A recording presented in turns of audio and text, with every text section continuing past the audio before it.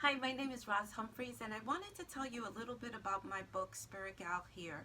So the question always comes up of, Roz, what's the difference between being sin conscious and God conscious? And I actually dedicated a page to this, and I want to read just a little bit from it. I'll grab two pieces and then let's talk about it a little bit more.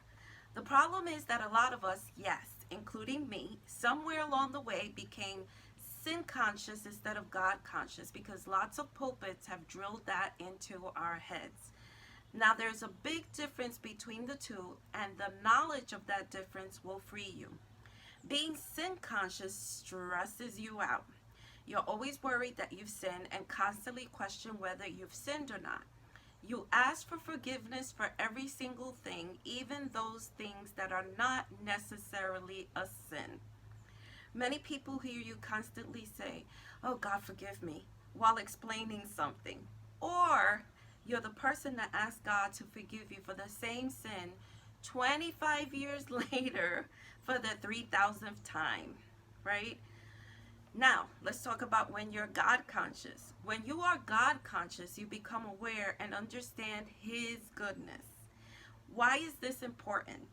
When you understand God's goodness, the truth of who He is to you and for you, it shifts your perspective.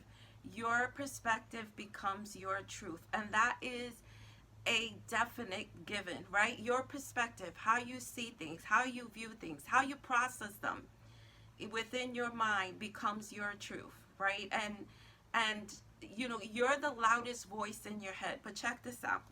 Check this out. Let's read a little bit further. What happens to a child which is told over and over again that they can do anything they put their mind to by a good parent? They will most likely become overachievers. When you are totally persuaded that you serve a good God, that is a good Father, your heart's desire is to please Him. When your heart is inclined to please God, and that is your motivation, you release your mind from being sin conscious to being God conscious. Isn't that incredible? So it's all about relationship. It's all about how you see yourself in God's eyes and how you see how God views you in His eyes. And when we take and we want to just please the Father, which that comes in relationship, it shifts our mind, the way that we think, from being sin conscious to being God conscious. I hope that this blessed you today.